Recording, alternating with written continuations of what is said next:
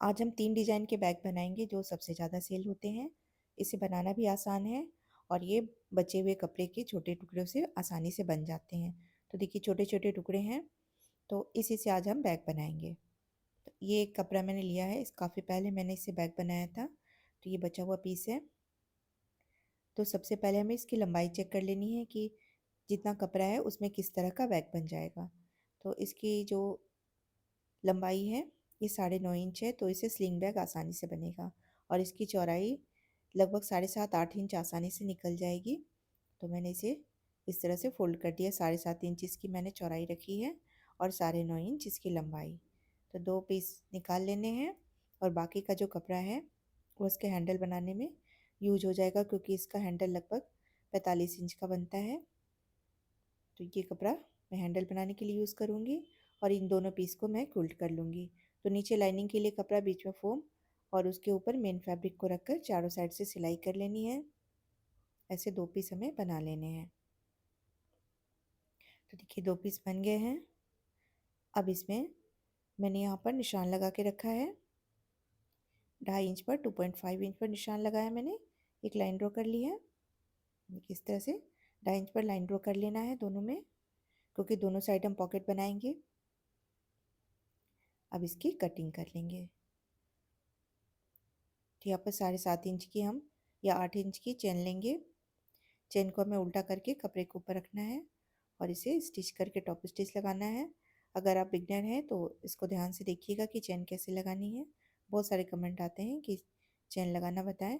तो चेन को हमें उल्टा करके इस तरह से रखना है, सीधी साइड अंदर की तरफ रहेगी और हमें सिलाई लगा लेना है। सिलाई लगाने के बाद जो सिलाई वाला कपड़ा है उसे दबाते हुए किनारे किनारे टॉप स्टिच लगा लेंगे। तो अब जो बचा हुआ पीस है उसको हम चेन के ऊपर वाले साइड में रखेंगे और इसकी भी सिलाई करके इसमें भी हम टॉप स्टिच लगा लेंगे। तो देखिए यहाँ पर भी हमें टॉप स्टिच लगा लेनी है। तो इसी तरीके से जो दूसरा पीस है उसे भी हमें बना लेना है। इसमें मैंने रनर भी लगा लिया है। अब नीचे एक कपड़ा रखकर इसमें चारों साइड से सिलाई करेंगे तो इसमें पॉकेट बन जाएगी। तो इस तरह से कपड़े को नीचे रखना है, चारों किनारों से सिलाई लगा लेनी है। तो बहुत ज़्यादा आसान है इस बैग को बनाना। 3 पॉकेट वाला बैग बनता है और इसकी भी सेल सबसे ज़्यादा होती है, क्योंकि इसमें मोबाइल आसानी से चला इसमें रख सकते हैं और साइड वाले पॉकेट में पैसे वगैरह भी रख सकते हैं। तो ये काफ़ी यूज़फुल बैग है। तो आजकल लेडीज सबसे ज़्यादा इसी टाइप के बैग को पसंद करती हैं। तो दोनों पीस रेडी हो गए। अब जो कपड़ा बचा हुआ है उसको मैंने बीच से इस तरह से फोल्ड करके लंबाई में लगभग ये 45 इंच का कपड़ा निकल गया है। तो इसको स्टिच करके मैं इसे बेल्ट बना लूँगी। अगर आपके पास कपड़ा कम है तो मिलते जुलते फैब्रिक का आप ले सकते हैं, या फिर रेडीमेड बेल्ट आती है उसका भी यूज कर सकते हैं। तो देखिए लंबाई में स्टिच हो गया। अब इसको हम इस तरह से दोनों किनारों से डबल फोल्ड करके सिलाई लगा लेंगे। बेल्ट बनकर तैयार हो गई। अब एक चेन हमें और लेनी है, वो भी 8 इंच की मैंने ली है। देखिए इस तरह से इसे उल्टा करके यहाँ पर रखेंगे, सिलाई लगा लेंगे। सिलाई लगाने के बाद हमें टॉप स्टिच ज़रूर लगा लेना है, किनारे किनारे टॉप स्टिच लगा लेंगे। अब दूसरे पीस को भी हम इसी के साथ में स्टिच करेंगे। तो इस तरह से रखकर सिलाई लगाएंगे और टॉप स्टिच लगा लेंगे। तो यहाँ पर हमें टॉप स्टिच लगा लेना है। उसके बाद रनर लगा लेना है। देखिए इस तरह से रनर भी लगा लेना है। तो दोनों साइड हमारी एक एक पॉकेट बन गई है और बीच में हमारी मेन पॉकेट बन जाएगी। और जो अभी हमने हैंडल बनाया था उसे बीच वाले चेन के ऊपर हमें रखना है। देखिए इस तरह से यहाँ पर रखकर सिलाई करेंगे और दूसरा भाग दूसरे साइड में रखकर सिलाई कर लेंगे।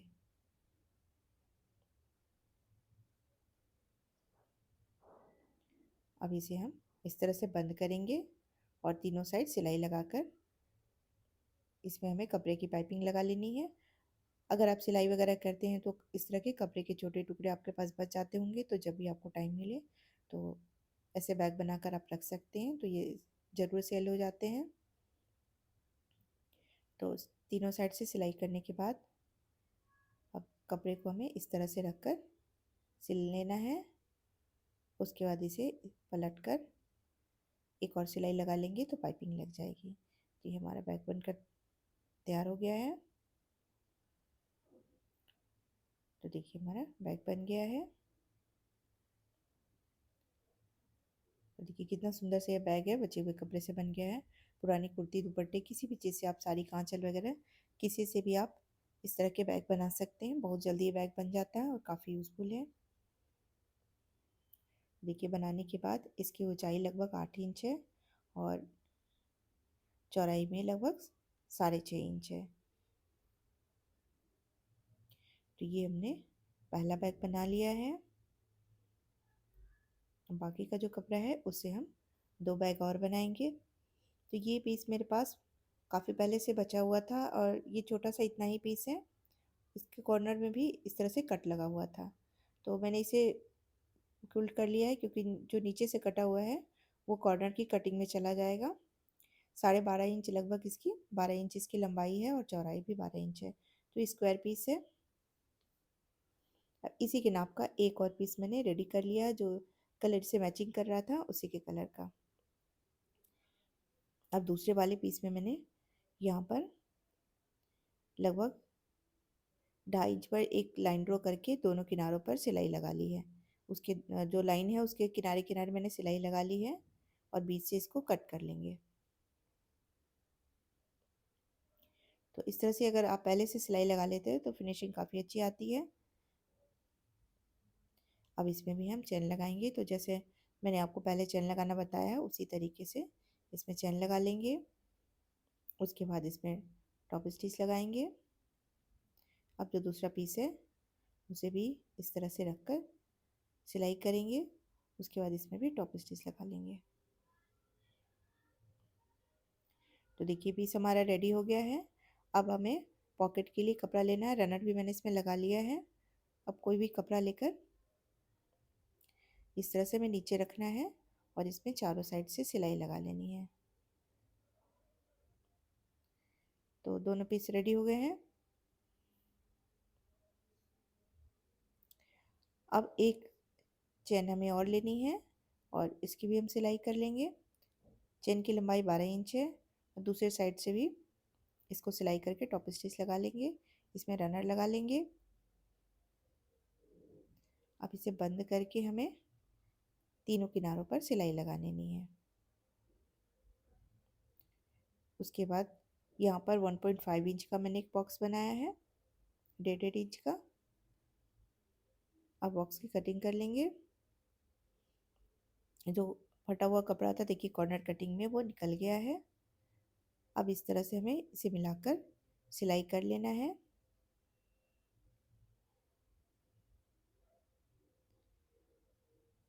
अब सिलाई करने के बाद जो बचा हुआ कपड़ा था उसे इस तरह से हम पाइपिंग लगा लेंगे।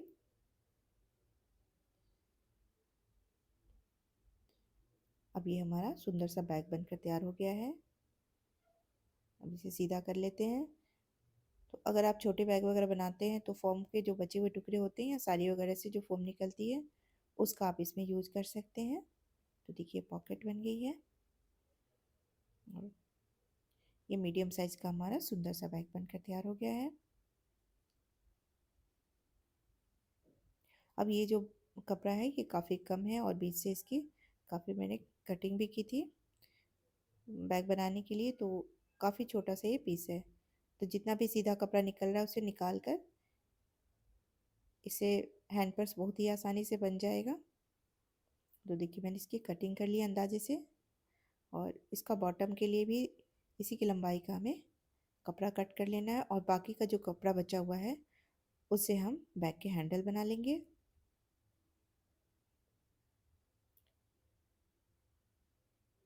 तो देखिए 3 पीस मैंने कट किए हैं, एक आगे के लिए, एक पीछे के लिए और एक बॉटम के लिए, नीचे के लिए। तो 2 पीस को मैंने क्विल्ट कर लिया है जैसे मैंने पहले आपको बताया था। अब इसकी जो ऊंचाई है वो 5.5 इंच है और चौड़ाई 10 इंच है। तो इसे हैंड पर्स बहुत ही आसानी से इस साइज में बन जाता है। ऊपर से 1.5 इंच लेकर 1.5 इंच लेकर यहाँ पर मैंने लाइन ड्रॉ की है। अब इसकी कटिंग करेंगे और इसमें हमें चेन लगाना है। तो इस तरह के पर्स भी काफ़ी ज़्यादा पसंद किए जाते हैं, बहुत ज़्यादा ये सेल होते हैं। कटिंग करने के बाद इसमें भी चेन को हमें इस तरह से रखना है और इसको दोनों साइड से सिलाई करके टॉप स्टिच लगा लेना है जैसे मैंने पहले आपको बताया है। तो इसको हम रेडी कर लेंगे। उसके बाद एक कपड़ा हमें लेना है पॉकेट के लिए और नीचे इस कपड़े को रखेंगे, ऊपर से इस पीस को रखकर चारों साइड से सिलाई करके साइड में जो भी एक्स्ट्रा कपड़ा है उसकी कटिंग करेंगे। तो देखिए पॉकेट बनकर तैयार हो गई है। आप चाहे तो जो दूसरा पीस है उसमें भी पॉकेट बना सकते हैं। हैंडल भी मैंने बना लिया है वो बचे हुए कपड़े को। मैंने एक कपड़ा तो सीधा निकल गया था, दूसरे को मैंने इसको जोड़कर स्टिच कर लिया है। तो 12 इंच इसकी लंबाई है। छोटा सा पर्स है तो इसमें हैंडल भी छोटा ही लगेगा। सेंटर से इस तरह से फोल्ड करके निशान लगाना है। उसके बाद दोनों साइड से 1.5 इंच लेकर मैंने निशान लगा लिया है और इसी जो निशान है इसी के ऊपर इस तरह से रखकर सिलाई कर लेनी है। तो हैंडल के बीच गैप भी हमें कम ही रखना है क्योंकि पर्स छोटा सा है। अब 10 इंच की हमें एक और चेन लेनी है और इसे हमें इस तरह से एक एक भाग को दोनों साइड में लगा लेना है। उसके बाद टॉप स्टिच भी लगा लेना है। तो ये दोनों भाग में चेन लगाने के बाद हमें अब इसका बॉटम बनाना है। तो इसका बॉटम मैं किस तरह से बना रही हूँ आप ध्यान से देखिएगा। तो आप किसी भी साइज के बैग का बॉटम बना सकते हैं। तो बॉटम को जितना भी आपको इसकी चौड़ाई जितनी भी रखनी है वो आप रख लीजिए। जैसे मैंने यहाँ 3 इंच रखी है और इसको आधा करेंगे। तो 3 इंच का आधा 1.5 इंच होगा, 1.5 इंच। और इतना ही हमें दोनों साइड से निशान लगा लेना है। 1.5 इंच जितनी बॉटम की चौड़ाई हम रखेंगे उसको दोनों साइड से आधा आधा ले लेंगे। दूसरे पीस में निशान लगाएंगे। अब दोनों जो हमने मार्किंग की है उसके बीच जितनी दूरी है उतनी लंबाई ही हमें इस पट्टी की रखनी है, उससे ज़्यादा हमें नहीं रखनी है, नहीं तो सिलने में दिक्कत होगी। तो उसी के बीच में हमें इस तरह से सेट करके इसको स्टिच कर लेना है। दूसरे साइड में भी हम सिलाई लगा लेंगे। इसी को इस तरह से पलट कर जहाँ निशान लगाया था उसी के ऊपर रख कर हमें सिल लेना है। अब इसमें हम रनर लगा लेते हैं। तो रनर लग गया है। अब इसको उल्टा करेंगे। तो इस तरीके से अगर आप बॉटम लगाएंगे तो कम कपड़े में भी आप बड़े साइज का भी बैग बना सकते हैं और बॉटम आपको बिल्कुल सही बन जाएगा, छोटा बड़ा नहीं होगा। अब दोनों किनारों पर सिलाई लगा लेंगे।